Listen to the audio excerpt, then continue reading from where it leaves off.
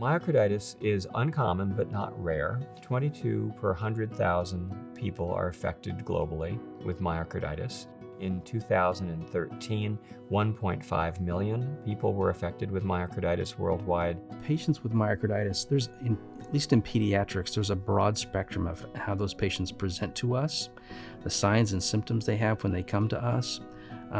Some patients can come in quite ill and basically in cardiogenic shock. Other kids may have symptoms for weeks, non-specific symptoms that mimic other sorts of common childhood diseases. For example, pneumonia, asthma, bronchitis, the stomach flu. I didn't look like I was sick. Well, these kids don't look like they're sick either, except they might be short of breath. They might have chest pain. They might just have fatigue.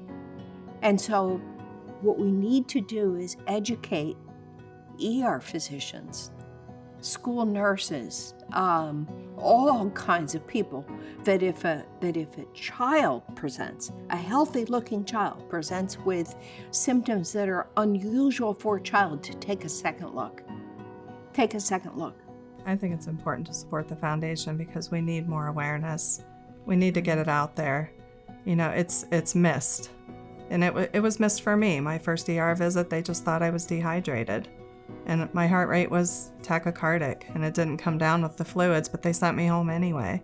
Logan passed away 2 days after he had his annual physical. And we were told that had he done jumping jacks during that physical, that his heart may have had an irregular heartbeat.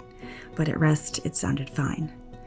And little did we know that his heart was 75% larger than normal at that time. With Katie, she was probably the first case that came through the ER ever. They had done all the tests and still wouldn't have seen it. They just sent her home saying, take 2 aspirin calls in the morning. Doctors look at everything that could be going on and look at myocarditis as the very last option.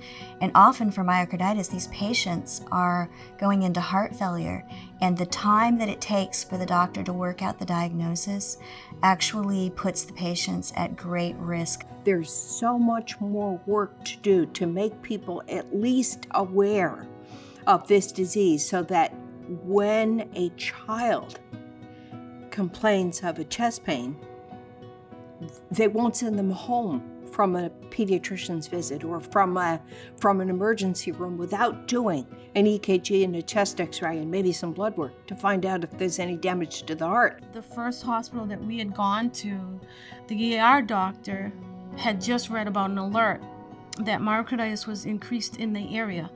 If for some reason myocarditis, the word hadn't been out, and this doctor didn't know enough to say, you know, I know of a doctor that's at UMass that specializes in myocarditis, that specialized out at Children's Hospital, this kid might get a chance. So spreading awareness and spreading that word is huge. You can help by talking to your doctors and saying, how much do you know about this illness, and how would you recognize it? Can I get you some literature and just facilitate that transfer of knowledge? Everybody is entitled to care. Everybody is entitled to a diagnosis.